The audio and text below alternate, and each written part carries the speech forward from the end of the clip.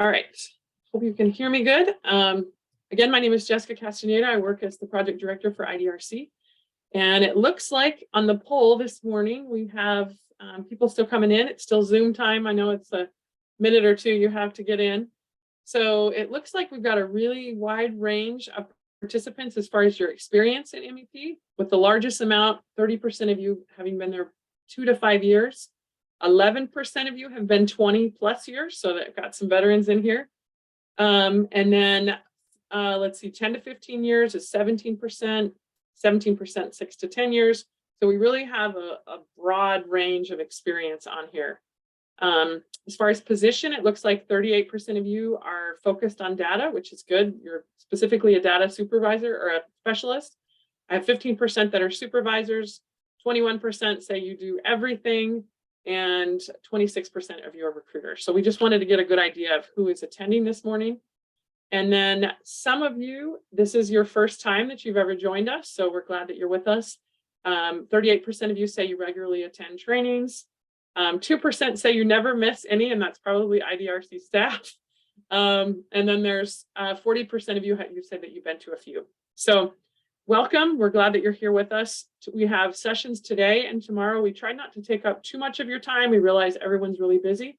So we have this first session, and then we have 2 sessions right after that are running simultaneously. We are recording both as long as technology works, so that you can, if you miss one, you can just go ahead and listen in on the other. Same thing, same schedule tomorrow. So hopefully it'll be helpful. We really encourage you to go to the Whova app or the desktop tool and reach out to your colleagues. We could have just done this program really through Zoom and not have to have that, but we felt like the chance to really go into Whova and see who else is attending and try to meet up with some of those people and be able to see the other data staff from other states would be really beneficial. So we want to make sure that you're able to do that. So we were hoping that OME would join us this morning, but they told us they were too busy, which I understand. But so unfortunately, you get me. And I'm going to really walk through big picture data of, if you are a local data specialist, of all the things that are going on in MigrantEd and how data is really central. Of course, we have to find recruiters. We have to have recruiters that find kids. That's really important. But as soon as we find kids, what you guys do with that information can really help improve MigrantEd. And so I want to really touch on that. And we're going to cover a lot of different topics in the next 2 days. But today is to really give you a good overview. Please put your questions in the chat box. We will pay attention to those. Melissa will be helping me out with those also. So feel free to add those in, and I'll just share out the poll so you can see that. Okay, so getting started. Let me go ahead and clean up my screen so I can see everything. First of all, I want to welcome you. We're glad that you're here. A few of the things we're going to talk about is national numbers. We're going to look specifically at your role if you're involved with data.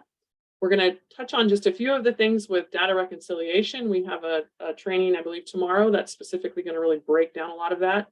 We're going to talk about some of the resources that are available, and we're going to talk about how all the data goes together. And so I'm hoping this will be helpful for you to kind of get big picture. I feel like the longer you work with MEP, you start out and you're like, and I remember when I first started, I speak Spanish. I saw somebody put it in the chat. Does Jessica speak Spanish? Sí, hablo español. I learned Spanish and I went to school to be a chef, and I wound up, my parents moved and I wound up trying to start a new job. And I applied for a MigrantEd position a long time ago, probably about 23 years ago. And when I first started, I didn't get very good training at all. They just hand me a big binder and said, you're the coordinator and you're in charge of data, you're in charge of all these things. And I had no idea what I was doing. And the longer I spent working in the program, the more I realized that I didn't know. And so I felt like it was like this onion that, oh, okay, you want me to do this? And then all of a sudden I had to do this, all of these other things. And so if you're feeling overwhelmed, I think it's a common feeling that you can have with MigrantEd. But I think over time it does start to make sense and get a lot easier. And having your peers and having colleagues that have done this and learning from each other is really essential. So nationally, if you were at the directors meeting not too long ago, they gave us, I asked them for some of their slides, and these were some of the numbers they showed, and I thought it would be helpful for us to kind of see. So each one of us in our states, whether we have 16 kids all the way to 35 or 60,000, all of them are, you can see the counts. We have continued to go down for a while, but we did have an increase in our category 1 count, or total number of kids. So that is good, and hopefully we'll be able to continue to raise that. I know that's one of IDRC's focuses, is to try to help states find kids quickly and have resources to be able to hopefully, do that IDNR process pretty quickly, but then we also look at data.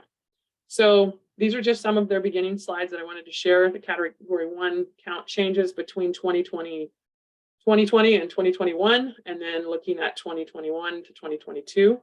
As you can see, there's a tiny increase, which is good. The actual number of served went down a little bit compared to the total population that we have. And so, of course, that's something that we want to make sure that more migrant kids are served, so that we're not just doing a big census program and identifying a bunch of kids and they're not getting the help that they need. Here were some of the changes that they had by state for category 1. You can kind of see there were some decreases in some places, and then there's been some increases in others. You can kind of see what that looks like. Same thing here for category 2. So the kids that are served in summer, you can see, some of the numbers there. And so just wanted to get those out before, in case anyone's wondering what it's looking like nationally. So maybe I'll hold that up just for a second or two so you can see that. So I know we just looking at that experience level that you guys have, the number of years that you've been in. Some of you may have just started a couple months ago and you're learning what you're trying to do with data. And we really believe that data is really essential in all of migrant ed. And so we really need to know specifically, when you get those students, what their needs are. We need to be able to use that data that we have about our current population to really help us with identification and recruitment. The data also helps us with evaluation. The better our data, the well organized we are, the more we're able to use it for purposes that really benefit the whole program. And so, whether we're hoping that in the next day or two, that you'll be able to pick up some ideas, whether you're a veteran, or if you are a veteran, or or you're brand new and you have an idea to share, that you'll go ahead and throw that out there and put that in the chat box. In the next sessions, there'll be meetings instead of webinars, so you'll be able to unmute yourself and be able to ask questions. And but we want to make sure that that kind of collaboration, that discussion is happening. One of the things that we have some work groups with IDRC, some of them noticed when we first started about 3 years ago, that they felt like data staff didn't have as many networks as recruiting staff and some of the program staff.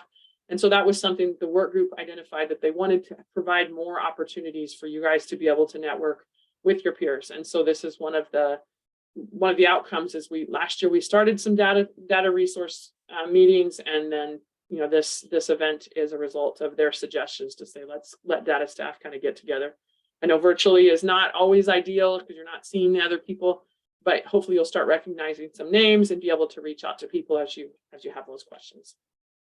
So your role is very essential to building this idea of really strong programs. And so I wanted to talk a little bit about how you use data, and the data that comes through that beginning COE, and some things that you can think about that are all really essential. Some of you will not be involved in all of this. Some of you may be supervisors that are new and wondering, what are you supposed to be doing with data and how does this all work? So this is kind of big picture, and then we'll break it down smaller for everybody. So I feel like we're always needing a lot of data for IDNR. And so I know of some data staff in some states that do almost like dashboards, that they're able to see how many new kids are coming in an area, how many kids are each recruiter finding, what is the optimal time to find different crops and different things that are happening on the state. And they've really been able to harness the information that comes in. Other states that we work with, we see that they're just overwhelmed. They've just got a new data system and they're not even sure where to start. And so they're trying to make sure that their information is correct. And so these things that I'm going to go over in the next couple slides are really ideas of, if, improvement of, if you have this in place, really good.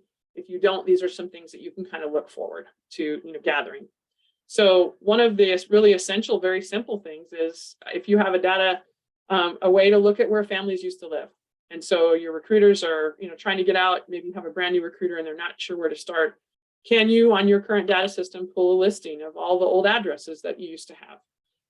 Can you be able to pull some reports that show when families are coming in? When did you have QADs, the most QADs, and qualifying arrival dates if you're new to MEP? When were families moving in and out? What kind of crops were they coming and going? So some of your systems, as we've worked with different states, that reporting capacity is very limited. You may not even be able to pull a full list of all your students that you have in your state. You really want to make sure that you have these kind of reports available. At a minimum, you want to be able to for sure know, pull that report of, here's all the new kids that were enrolled. Here's, the numbers of when things are coming, when we're having the most influx of people coming in and out. So we want to make sure that you're able to create those kind of reports. If you're working with MIS 2000, for example, they may be developing those for you. You want to make sure that you have a comprehensive set of those. And so you can always reach out to your peers and find out what are their favorite reports to use. What are they really pulling down? So as far as for IDNR, planning data, when and where you need to visit and why. So data specialists can help recruiters really be able to see that. Paying attention to when things are planted. When you see those COEs come in, what were people doing? Does it make sense? And really being able to create that data to show qualifying activities based by month. Moving on, you want to be paying attention to anything that can help recruiters be able to plan. Providing reports of numbers of how many eligible students were found by month. One of the things we used to do when I worked in Tennessee is pull a report that we could look at the previous year and say, what did we do last March? How many new kids came in? What kind of counties, where were those at? How is that comparing to what we're doing right now? Who was in that area? And so a lot of times as a recruiter, because that was part of my job too, I could look and say, oh, I forgot that last year we did this and our numbers. And I wanted to be able to make sure that all the numbers made sense. If there was an increase, I knew why. If there was a decrease, we knew why.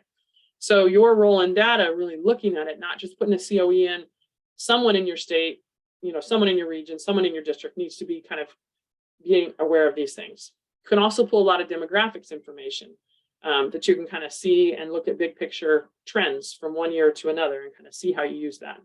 So in the chat box, if you have a favorite report, something that you really helps you kind of plan related to IDNR that you can get out to recruiters, go ahead and put that in the chat box because you might be coming up with some ideas that I don't have on here. So we're just kind of focusing on reporting related to data. What is one of your reporting related to IDNR? What is one of your favorite types of reports that you can share with recruiters or that you use as far as for data planning, if you have any of those?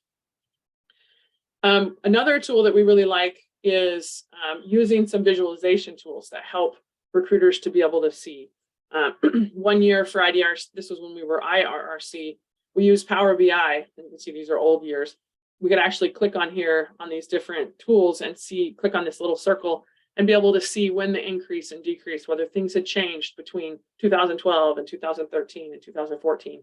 So sometimes you're taking your data and putting it into a different tool, like a Power BI or like some of the Google tools that you can use to really be able to see, to understand that data and know what it looks like. And so we're not really going to go really big into these kind of tools, but if that is something in the future that people are really interested in, we can definitely put that as something that we can try to provide training on. So I'm going to look at what you guys have on your reports. COE reports looks like everyone really enjoys those. Gloria says the QAD versus date of interview to see how long it took for the family to be identified. So that's a very good example of something that you can really look at your process to say, all right, if it looks like we're taking 6 months to find families, what can we do? Is there a way that we could find them quicker? Some people say they're not sure how to run the other reports. So that definitely is something that you want to be working with whoever your provider of the student system that you're using to figure out how to run those and what ones are out there. In addition, there's a comment from Gloria that says M6 reports. Yes, we will touch on some of those. Those are super key to make sure that your data is clean and that it looks good. And they have some reports that can also help with IDNR. Linda says an EED report. I don't know if you want to end of eligibility, maybe, Linda, if you want to kind of explain what that is in the chat box. Okay, she says, yeah. Let's see. We have M6 user report to see when the last time staff logged in. So yeah, you can go in and check and see if people are accessing different things. COE reports and misenrollment reports. Those are also super helpful. COE family reports. So it looks like a lot of those COE reports are essential for most of us. And like I said, if you're wondering right now, how do I run reports? That's something you definitely want to be reaching out to whoever's over your data system to be able to see how you can do that. So here's an example of something that we're working on. Let me see if I can click on this and if it'll take me. there. My computer will let me do this. We are huge believers with IDRC of the importance of good data. And I feel like when I was in Tennessee, we never had enough funding for everything. And so we always had to try to figure out how can we streamline, like what does the data show us so we're not wasting time. And so here's an example that we have for our member states, but states can definitely create their own similar kind of things. This is taking a look at some data that we have as far as related to agriculture to also look at county data. So that if you had, maybe you're helping in a particular area and you have 10 counties that you guys are over and you really have no idea which county might have the most agriculture or might be the best place to be able to find, migrant families. And so one of the things that Melissa that works with us has been really working on is taking some of that data into a tool, a visualization tool, so that we can actually click on it and say, okay, McLean, I think I'm in the wrong, I gotta make sure I'm sharing the right page. Here we go. This is this in real time that you can kind of click on here, and she's able to look at which counties have the most agriculture in the state. And then if I was the recruiter, I could then figure out, okay, our top counties, these are the top 5 counties in crop sales, these are our top 5 counties in livestock. And I can compare that with the data that we have and see if this matches. So if it's saying there's in this particular county that there's 625 farm workers that were identified in the ag census, I can look back at my data and say, we only have 15 kids. Like, I wonder whether we're missing some. I wonder where we've been. If it says that there are, so many operations with hired farm workers, I can look at who I know, we currently visit and who we're actually going to and seeing in the county as far as agriculture operations. I can also compare counties and say, well, Adams, and then I can go and say, okay, this Alexander only has 73 total farm workers in the county. This is going to be a very small ag area unless there's huge agribusiness in that area that's not really showing up. So I just wanted to show this to say, sometimes we're really stuck with our own data. We're only looking at our COE data. We always want to be looking at any other data that can also be helpful for our recruiters, that we can also bring information in to help them really be able to see things. And so I won't spend a ton of time on this, but for our member states, they'll be seeing more of this. For non-member states, we'll make sure that we'll share the tools and they'll know how we kind of what we did and be able to, if they wanted to, they could look at something similar. So I bring this up just because in one of our recent documents that we had, as far as action plans from OME, or one of the trainings that they provided, they were saying that all areas should have a local action plan. And so if you're a data staff and you're saying, what does it have to do with me? Sometimes the data that you have is exactly what the recruiter needs to be using to really develop this action plan. And so just wanted to highlight a few of those things. They're saying, maybe a calendar that shows major crop activities, maybe housing availability, school calendars, maps or directions to major employers or agencies. And so it says the state action plan that should exist. And so if you're if you're a supervisor and you're trying to look at all the data that you're supposed to have, they're also saying that a state action plan should include a statewide map of where families live and work, a calendar with seasonal crop activities, profiles of major crop employers and major crops, recruiter resources, such as, things that'll help them for schools, community, agribusiness, farms, and homes. And if your experience in MEP has been anything like mine, most of us wind up wearing multiple hats. And so you want to make sure that if there's something that's required by the program and the data staff can help contribute and the recruiting staff can help contribute, you can really make this really solid data plan to make sure that that is really helping with your actual action planning that you're doing. So an example of one of the things that we used to do in Tennessee, and I keep mentioning, I worked there for 17 years. And so my experience in the state level really comes from my years being there. And so one of the challenges that we had was our recruiters would go out in the field, would go visit different places, and we needed to document where they went. And we said, does everyone document? Like recruiters are sending in their daily reports. I might be reviewing those, and our data staff, we could be able to send those to them, and they kept an updated list of all the farms in the state. They kept an updated list, and they would update the maps. And so some of you are saying that's not my job at all. Some of you might be able to, you may do all things data, and you might actually be helping also with some of these mapping tools and resources, and really keeping track of not just services that recruiters are, that staff are providing, but also, any updates. Maybe you have an agriculture database that you're keeping track of the farms that you visit. So all of this is it's really essential in making sure that we're really streamlining our efforts. And it may or may not be part of your role. It may be more on the recruiter side, but it is something definitely that all areas should be looking at. So if you're going back to what OME is asking for, that local action plan, are your recruiters kind of documenting their efforts? And when they document it, where's that going? Is that just staying in their computer, or are you able to kind of keep a local plan of, hey, this is the places that we visited, this is what happened, this is what it looks like when we put it on a map, this is where we go, this is what's, all of this is part of data that should be kept. And so it's kind of big picture that we need to look at. So it says here, mapping data staff can help with this. This is totally up to how your roles are designed in your state. I know of many data staff that do help with this. So it's just something that, you can be aware of. If you see, maybe it's your job to help, collect the logs of what's happening and where everyone's at. Always keep in mind if some of that data would be helpful to, to be available later on in a way, in a format to really understand, where people are coming and going and what's really happening. So there was a question on what mapping system. That's Google Maps. We're going to be providing an updated, there's some new things that you can do in Google Maps that I didn't realize that you can do. So in the next month or two, we're going to have a pretty in-depth training on how to do the maps. It'll be probably our monthly webinar for next month. There's some really cool things that we didn't know that you could do. And so we're going to add that and share. But one of the easiest ones is Google Maps. We also use Batch Geo.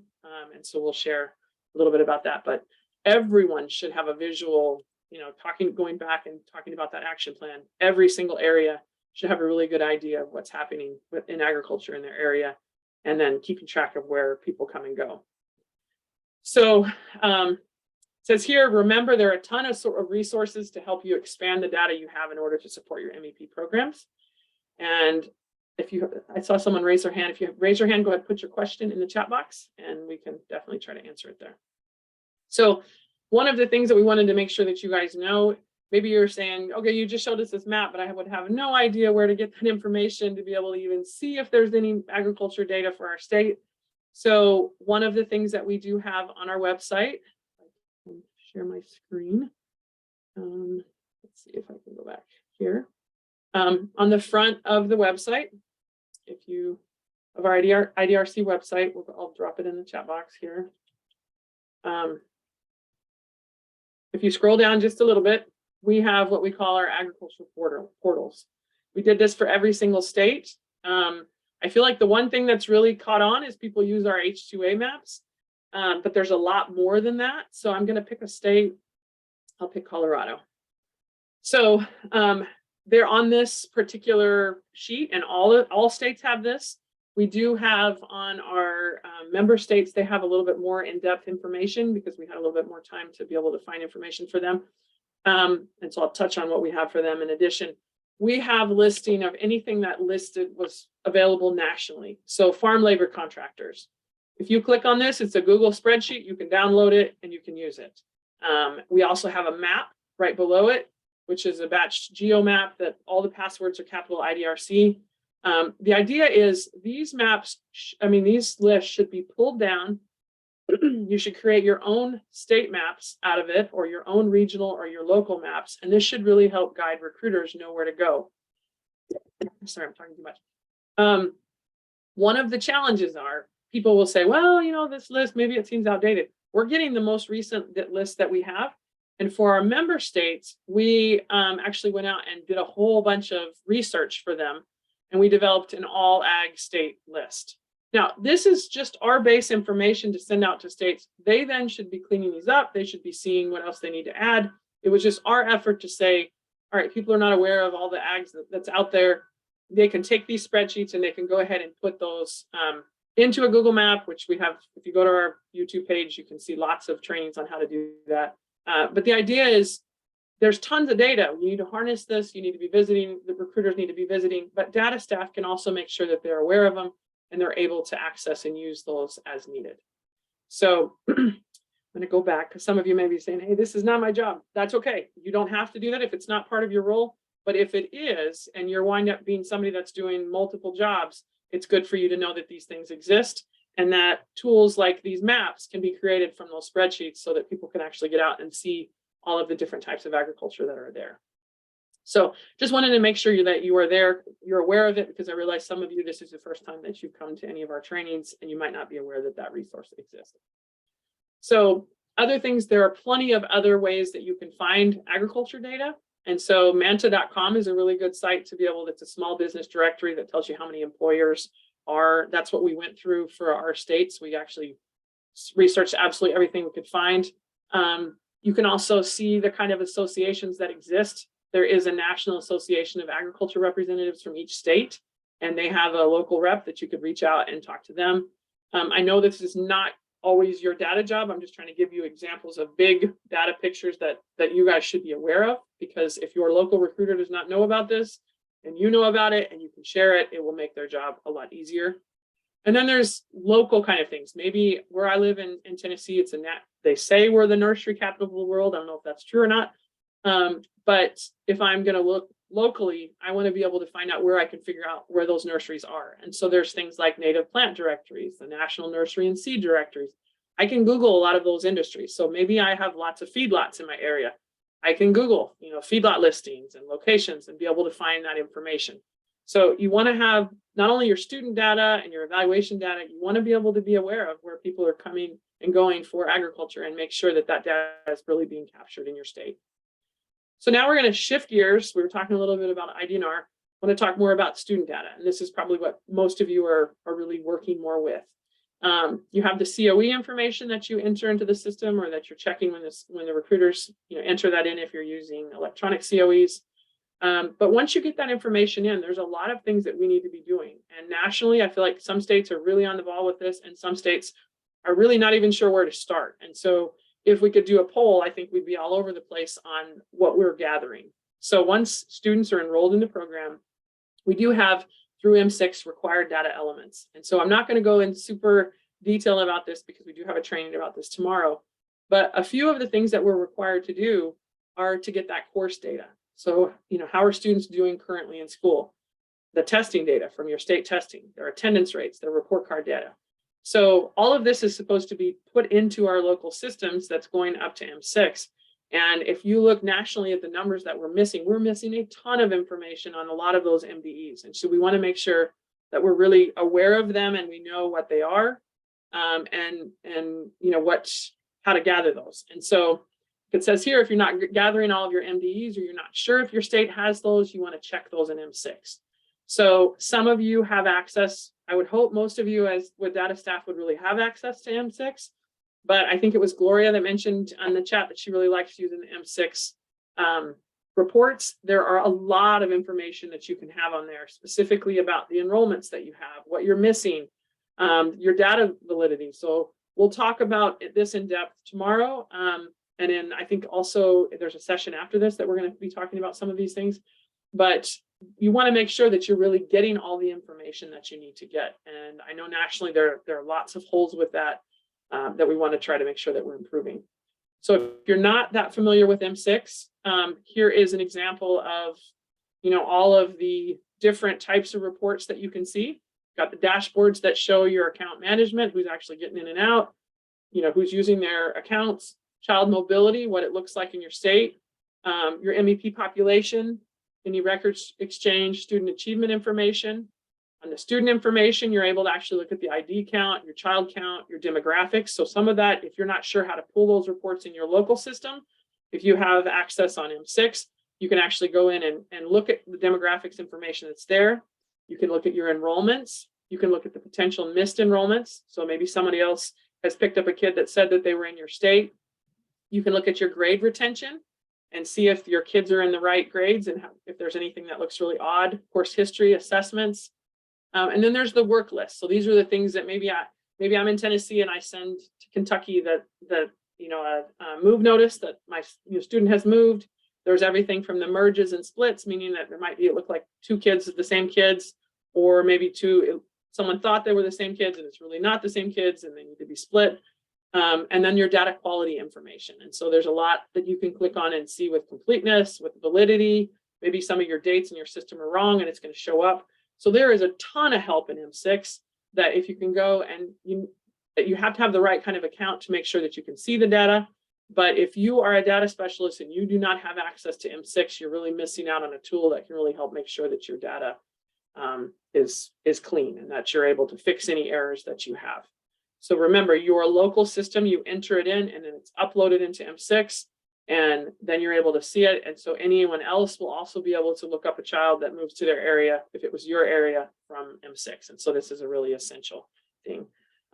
If someone wants to, if you guys want to put in the chat box any of your favorites of these kind of reports and maybe how you use them, that maybe you use them in a way that maybe someone else hasn't thought, that's not really a super obvious way. If you want to put that in the chat box of any of your favorite, just something that you check or which ones you use the most, just so we can be aware of how people are using these.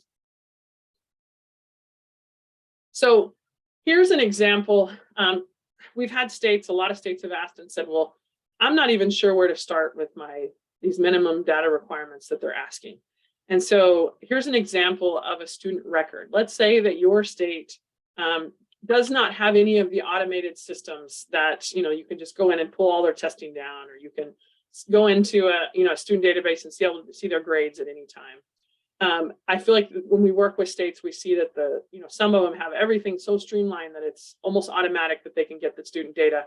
And then several of your states are literally going kid by kid by kid, going to a local district saying, hey, can you get me this information?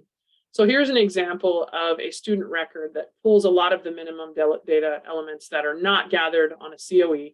And it's given to a district that the district knows once they have a migrant student that they have to fill this out, and it has to be given within the right timelines. A student moves, they have to get it in the time. And so it's asking for their date of birth, their grade, their district number, the current year, the school year, their ID, their immunizations, ELL, if they have any medical alerts, the number of days present, number of days enrolled, and then really getting that information as far as their courses and how their hours and grade to date and all of those kind of things. So some of you may have a system like this that you've worked out. And so if you're willing to share, or you want to put, ways that you gather those MDEs, that's a discussion that we want to make sure that's happening between states, that they know how to reach out to their peers and colleagues and say, how exactly are you gathering the MDEs? Some of you have automated certain parts of it. When I was in Tennessee, a lot of it was not automated. And so we really did an effort to try to reach out to all of our districts and say, when you have a migrant student, this is what you have to do. This is the timelines of when you have to have it done by. And then they would all send in that information also at the end of each school year, and we would enter that in. So I know that there's no real perfectly streamlined process for every single state. You're all dealing with different ways that you're gathering it, but all of us should be gathering that information. So let me look at what you guys said, what you use your reports. It says eligible students without an enrollment.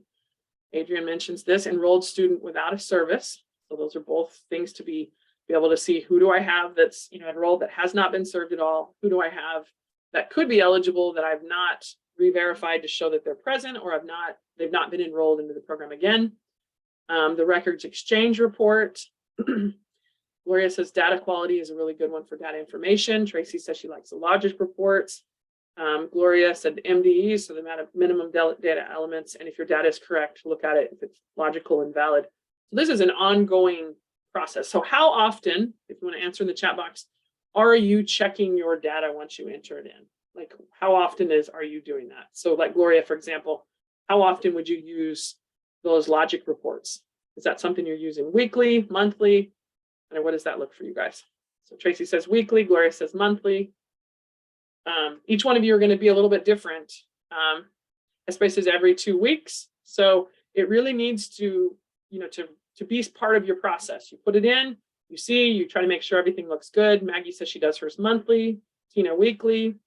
So Jessica says she's doing logic reports every other day. So I know some of you are doing it for statewide and checking. Some of you are doing it, just entering your local things and just making sure that it's correct. But that just shows, depending on whatever your schedule is, there should be some sort of process that you're using frequently to really check that logic and make sure that what you have is correct.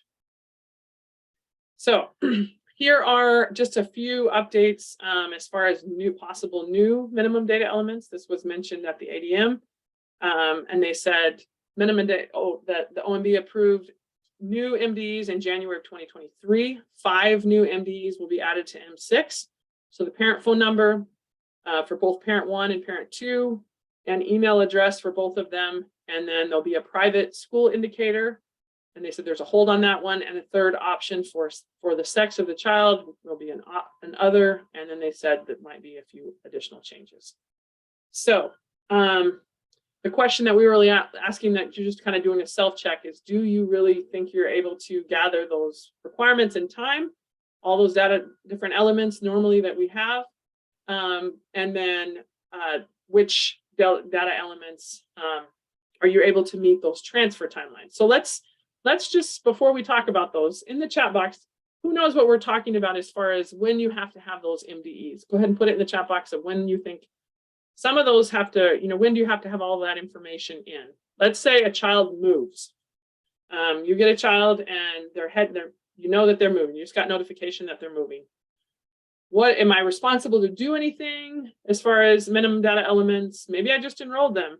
How soon should I gather those data elements and get it into M6? Just go ahead and put your answer into the chat box of what you think. Got one that says 4 days. Anyone else have any other answers? Somebody says within 30 days. Another one says within 10 days or 4 days, depends on the data needed. Mildred said as soon as possible. Linda says 10 days, 10 days, 10 days. So this is where not only do we have to meet the data elements that are required, to get that information, there are timelines that we need to get, those things in. And so we'll talk about those. And so the 10 days is very important. But also the comment that says, hey, as soon as possible, if you can get it in sooner than that, that's really good. But you need to be really moving on those things. And so we'll talk about some of those specific timelines also. So now we're going to kind of look at the student and family data, bigger picture. Let me look at and see. It says Colorado is already collecting 4 of the 5 new MDEs. The sex, we are in the works of adding a new option for non-binary, hopefully implementing in 2023, 24. Claudia says, as soon as you're aware, but Linda's our data guru, so probably 10 days. So that's the good thing about if you have a data specialist in your area that knows their things, you can also, kind of depend on them to be able to keep track of those times of when things need to get in. And so data specialists, you're probably going to be, it's most important that you absolutely know those timelines and when those things have to be turned in. And so it says here, really thinking about kind of shifting just a tiny bit about how to use the data. So we take in COE data, we take in the minimum data elements that we need, but what do we do with it? It says MEP programs should work to understand the needs of individual students and families. So I feel like sometimes we have all of these moving parts in MEP. We have the evaluation, and we have the service delivery plan, and we have the data that we're collecting. If we're doing this right, the data that we're collecting can help guide that service delivery plan. It can help show the needs that we need. It shouldn't be separate. There shouldn't be this like needs assessment and service delivery that really doesn't help that local instructor know what this child needs. And so we want to make sure that our supplemental services are really targeted to meet those needs. And we want to make sure that the data that we're gathering and the reporting that we're using really helps us to understand the specific needs. So this gather, update, and review that data frequently is happening often. And so you wear many, many hats. Even if all you are is the data person, you have, not only are you trying to help the recruiters, you're trying to help make sure you have the information correct. You're trying to make sure that M6 has the right information. And you're trying to make sure that people can make sense of the data. And then the real heart of the whole role of this program is really be able to help the kids with their needs. And so if you can get those minimum data elements, especially about how their performance in school, that can really help show the kind of needs that they need. It says here, an example of some of these things, you want to understand where people are coming and going. And so it says some of these things you can gather directly from the families you meet. There are also ways that you can do a bit of research to check what you see or what you going back and looking at the student family, saying, when are they coming in? Where are families really from? Nationally, we felt like that we may have some generalizations of what farm worker populations look like, and it's changing who's coming and the types of, we work with states that sometimes almost their whole student population that they're working with were refugees in the last year and a half or 2-3 years. And so they may be working with new languages and new cultures and new needs that they've seen from traditional students that they might have had in the past. And so we want to make sure that we're not always just looking at one particular population thinking, well, this, our kids always come from Texas, or they could be coming from all over. And if we're not careful, we could really miss them. And so one of the things that I think this is an example of a Michigan tool, which I wish existed in all states. So go Michigan. This is something that I have always really liked to use.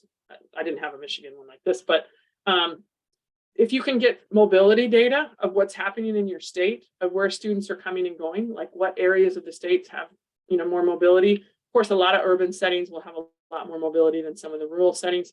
But this is an example of a database, and I'll just drop it in the chat box so you can see it, that lets you kind of look at an area and see, let's see if I can give an example. Let me just click on one and see, and it lets you kind of see the number of kids that are moving in and out. So it says statewide, here's all our mobile students are 93,000, our stable students are 1,299,000, and people that are coming in and out. And it lets you kind of take a look at some of that data of, how many of our kids are coming and going in our state? Do we have particular counties that have a lot more movement? And so this is kind of blown out to big picture again.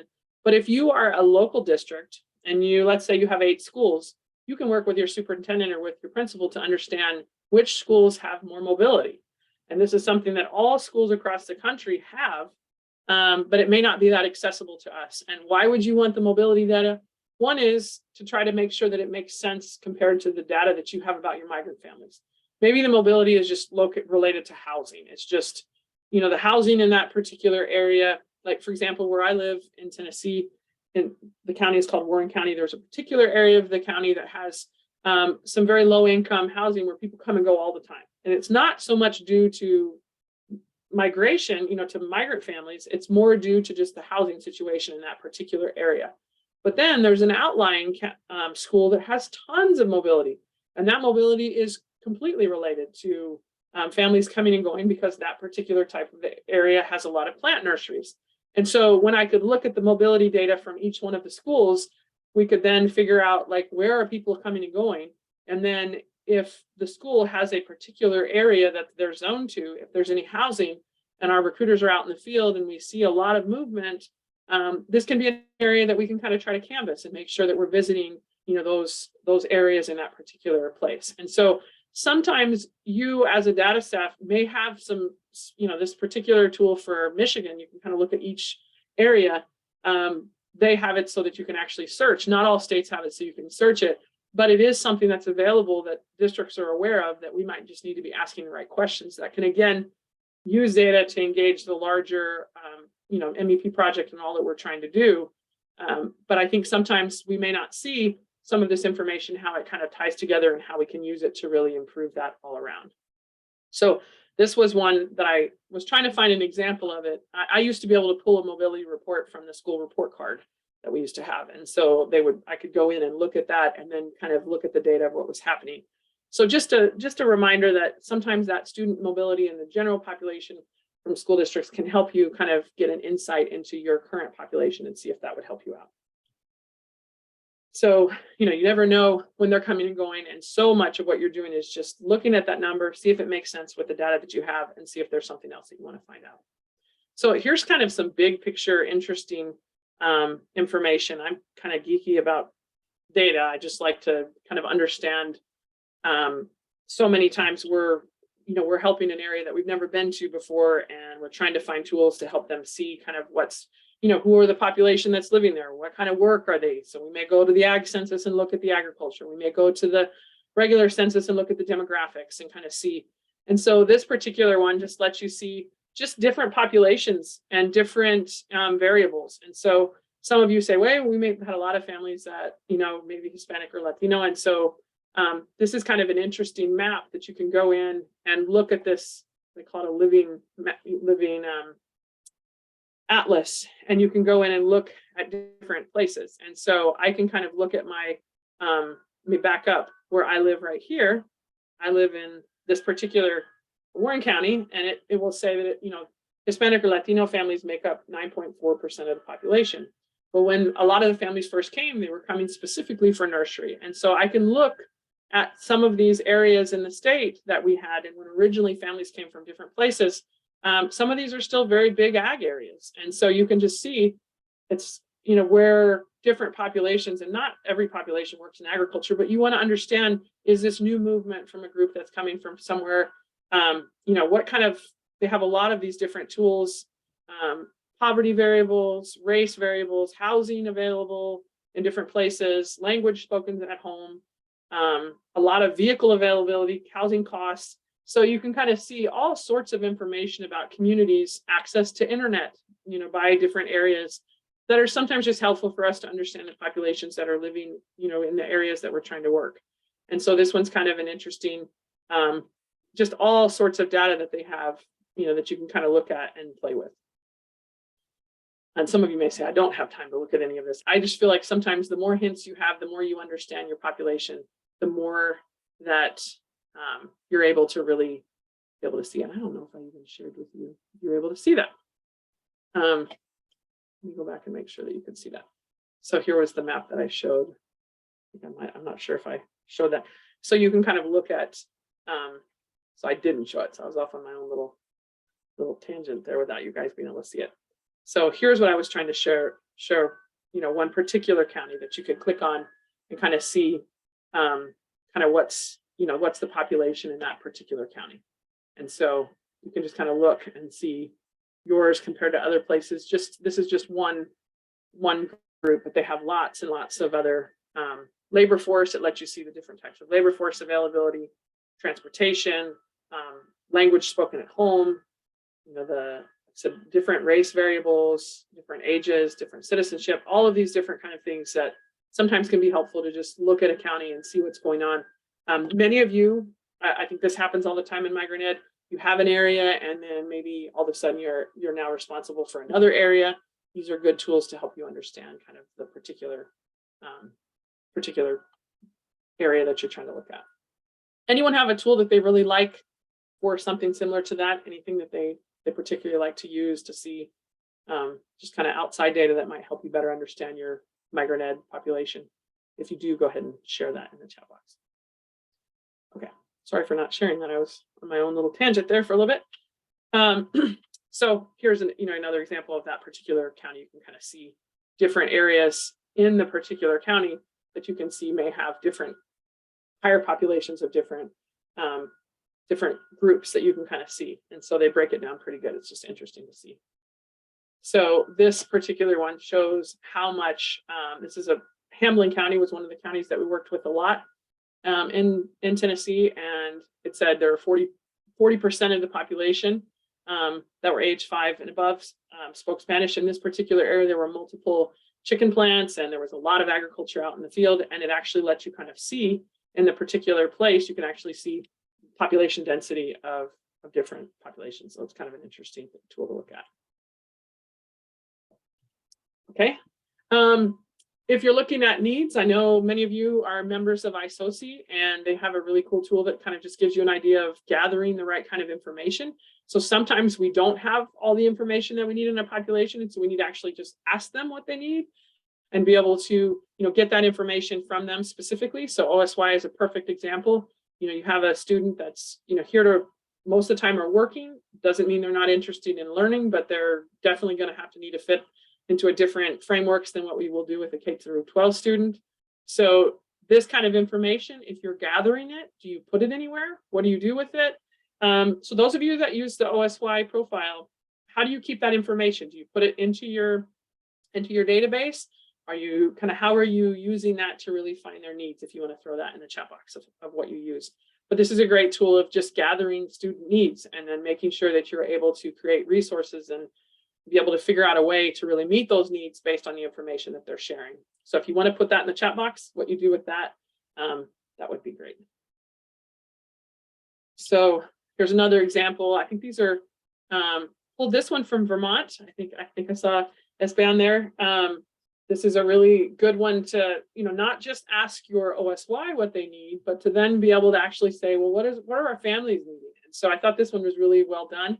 It says here, the best way to contact a family or any of the children receiving special ed student services, how many members are in the home, is extended family in the home. So you can also look at some of your McKinney-Vento eligibility kind of things to see if they possibly qualify for homeless. Are any of the kids having truancy issues? You know, their housing, what does it look like? Oh, sorry. Is it, you know, they rent? Is it farm worker housing? Is it their own? They're able to gather some really in-depth information that sometimes we don't take the time to do. We may meet the family, you may fill out a COE, you may then look at their grades, but we might not have actually done a needs assessment to see what they need. And so this one, I really like how they did it. You got the parents' names, children's name, their home language. Are they attending preschool? What days do they attend? So maybe you're trying to work with families and when are they available? What are your kids doing during school breaks, during winter, summer, spring? Do you receive food stamps? Do you get health insurance, other health needs, after school programs, WIC, health providers, translation? So this is their social need inventory. It's just really well done. And I think that this gives a good example of the kind of data that may not be a minimum required data element for M6, but it's definitely going to give you a really good understanding of what your families need. And so this is a good example of a state just saying, hey, I want to create this profile that'll really help us understand families. So anybody else do something similar to this? Let me look at your comments about the OSY. It says we entered in MIS 2000 when we can collect the profile. They also entered into their database at the time of the COE. And then the OSY coordinator has access to it before reaching out to the OSY. So that they do a report so they can visualize the data. And then Maggie says she has an OSY profile report in MIS 2000.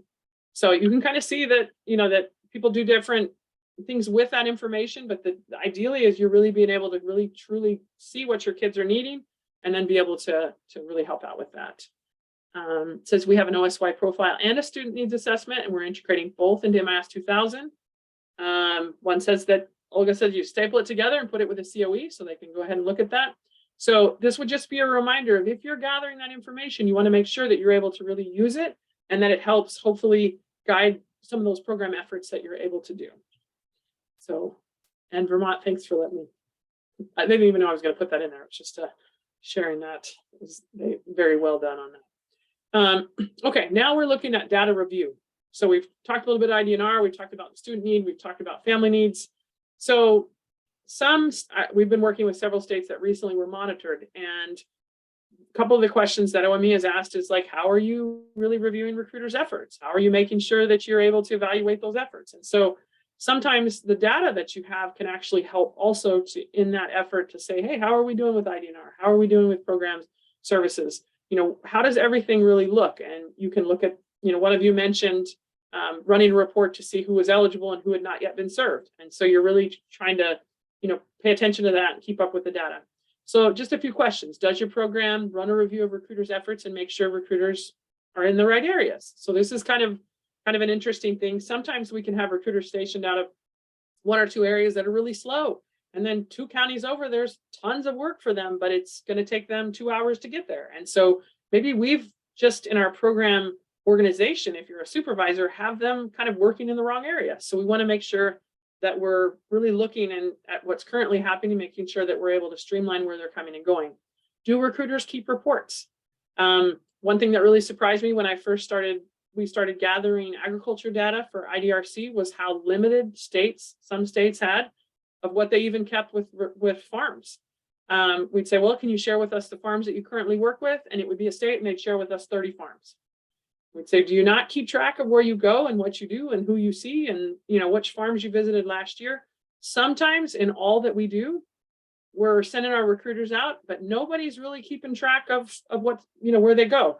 In Tennessee, I had an excellent recruiter that I worked with. If any of you have used the English in Minutes books, it's his voice in Spanish. That's on there. Absolutely wonderful recruiter. His name was Juan Chu. But he would never, ever fill out a report for me. But he was always sending COEs in and he always had leads, and he was an older gentleman. He was in his 70s and he was like, Jessica, I'm not going to do this job if you make me do the report. So I'd always send a recruiter with him to go, and he did send some things in, but there was no way we could ever gather all of his information. That he was just a wealth of knowledge. And so we would have someone go with him and write down every year, like, where did you go and what did you do? And he would, travel around and we would get that information from him. So we knew what he was doing because he always was showing us COEs and he was always telling us, but my job, when we lost him, he wound up passing away. When he was gone, we were so grateful for that information that we had got when we rode along with him, because it was just invaluable. There was no way that we could have known all the work that he did. People would call him, and he was just excellent. And so it always brought to me the importance of making sure that systems are in place so that we're gathering the information that's out there. And so absolutely excellent recruiter. And like I said, you can listen to him on the English in Minutes books. And one of my craziest situations, we would always show up to recruit, and he would pull up to the guys would be out in the field, and he'd say, and they'd all come and they'd talk to him. And I always thought I could never do that. I can't do what he does, just the way that he recruits, but he was absolutely excellent. So I just reminder, you have really, really good people in the field, but are we as supervisors or as data staff, are we able to collect the information that will help, so that that's foundational, that our program knows where we're going, what we're doing, and who we're contacting. Because in Migrant Ed, we do have a lot of turnover, and a lot of that we're starting over again and again and again. So we lose a recruiter, we don't know what they did all summer, now we got to start another one who may be doing exactly the same thing, and that doesn't need to be done. And so we want to make sure that we're streamlining that. So it says here, do you pivot and try new things if recruiters are not finding enough families to justify a position? If you're a supervisor, can you support your staff in the field? Do you understand their work and how you can help them? And so these are all really important things to think about. So general MEP program data. Do you let schools know if students qualified or not from family surveys? So here's another interesting thing that we've seen across states. So some states have a system really built where they're gathering all of these surveys, whatever you call them. We always call them occupational surveys. So a survey that new students are taking, new students, not every student, new students are taking that move into new districts across your state. And there should be a system in place that they get those to you. Your recruiters then contact them, and hopefully there is feedback giving back to the district of this is why they qualified, this is what happened. But we've seen in a lot of states over the last bit that we've seen stacks and stacks of these things that people just say, I just don't have time to, they give me every single one and I got to go through this. And there's no system back and forth. Like, it may just be a big data dump that you get in August, and it may take recruiters all the way till October or November to even contact them.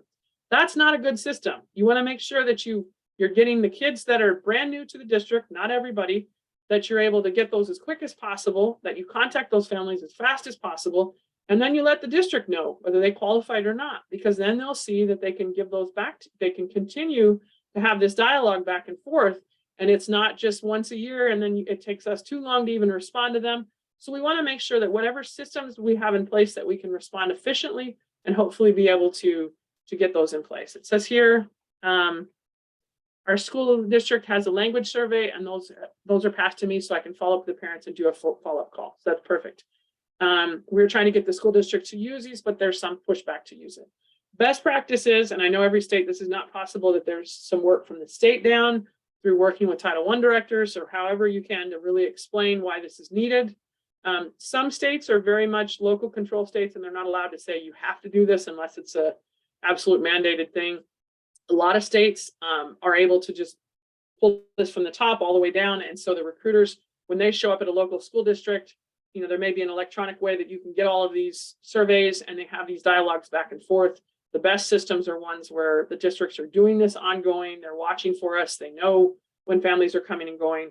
And this seems to be a real challenge in a lot of places. But one of the biggest challenges is once they get them, do you respond quickly? Do you check these quickly? Or is this something that 5 months later, you're really going through the pile? And if they were migrant, they're probably already gone. So we want to make sure that we're setting in systems that are doable with the people that we have. So it says here, do you ensure that all family surveys are completed? Do you track follow-up back to those districts?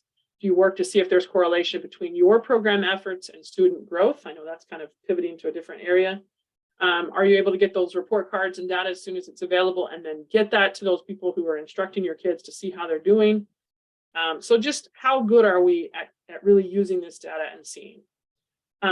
Services data, this is always something that personally really disturbs me. I know when I was working as a recruiter and an IDNR coordinator, we would meet families and we would convince them to sign up, and we'd tell them that, hey, we're going to try to build this program.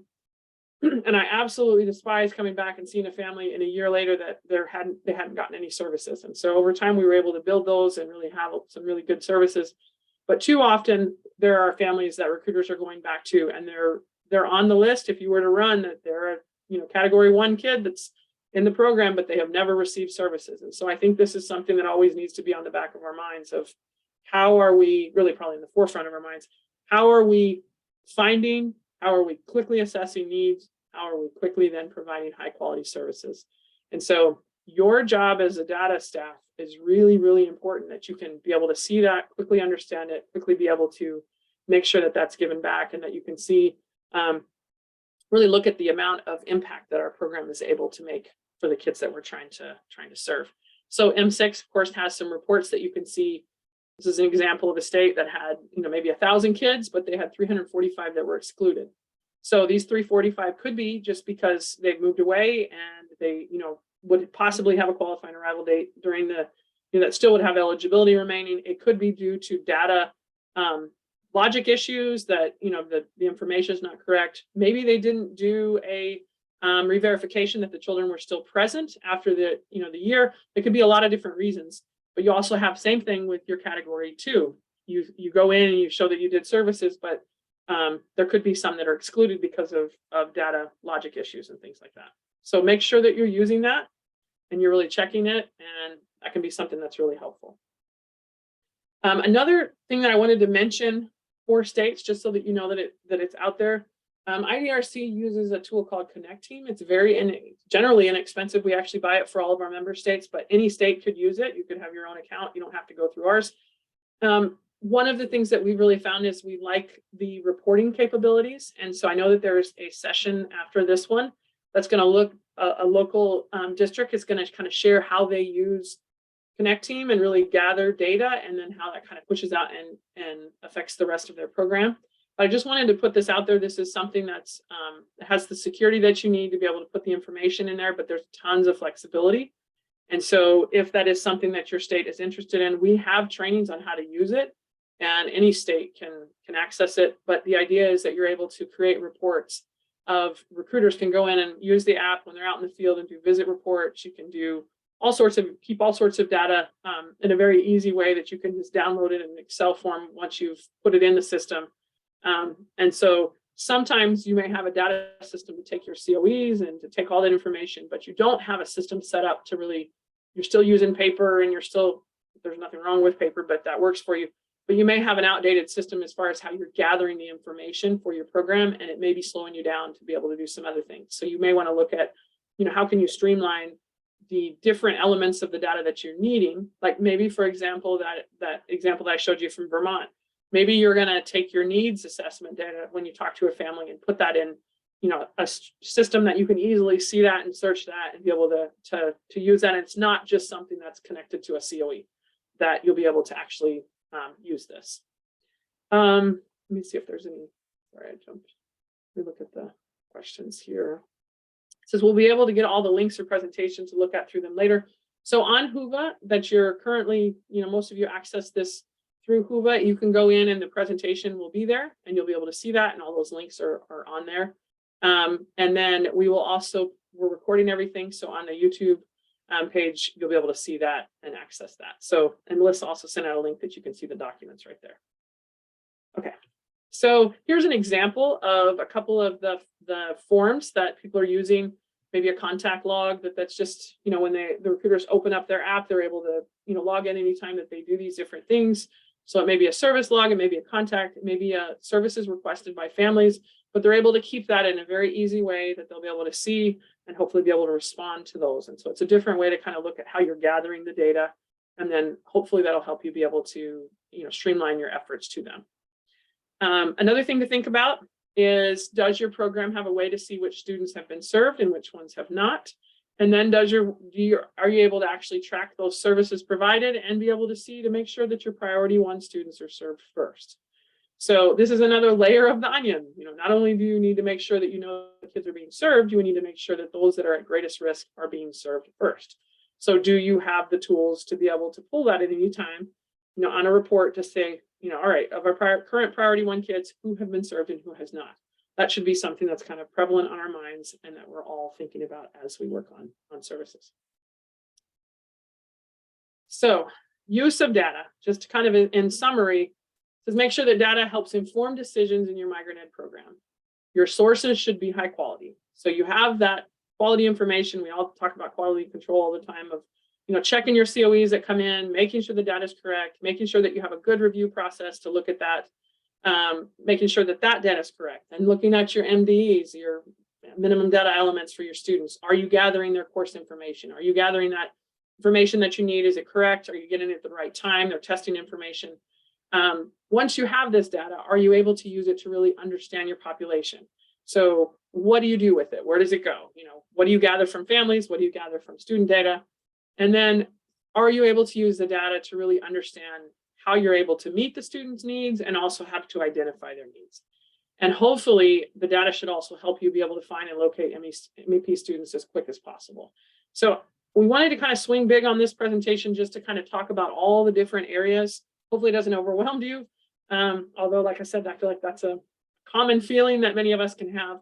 I think you just start in an area. If you're brand new and you're saying, I don't know any of this stuff, you start with what is required first. First is getting that COE data in there, making sure it's clear and clean. And then you're looking at your student data that you need to gather and making sure that you're getting that, and then you're looking at needs. And so there's all of these layers, but you really make sure that what you're doing is high quality. And then, I know of some data staff who are just, their impact is huge on their state because they keep everybody informed. They keep things really organized. They're always looking at streamlining the process, making sure that it's not too cumbersome. And it really, truly makes a big impact. And when you don't have good data, it just completely impacts everything else on the negative light. And so we can be spinning our wheels when we could really be a lot more efficient on what we're doing. So we do have a few resources on our website that we've been kind of gathering. That's under the What's New page. Let me see if I can drop this in. Maybe I'll just go there so you can see. Let's see if I can do that. So just go to our website, IDR Consortium, go under What's New. And like I said, I will put this in a more prominent area. We've just been busy with a lot of stuff, so it's my fault. I do the website too.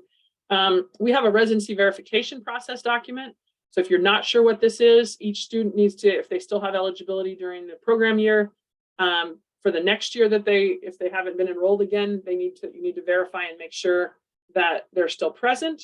Thank you for that. And then there's a move notice process document. There's the data that's required for CSPR now that's pulled from M6. There's information just that really walks you through of what is all the required MEP data.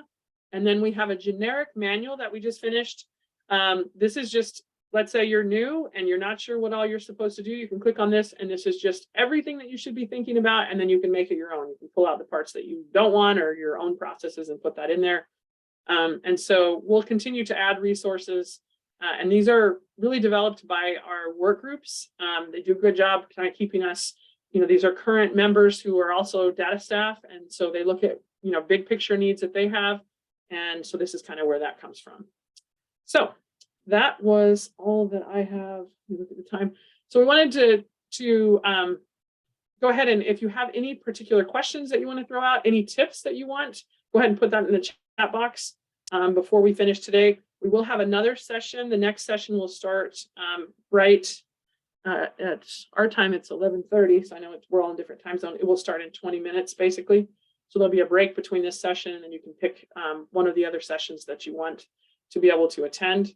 But I'll wait just a couple minutes here to see if anybody has any questions, and I'll go ahead and stop recording.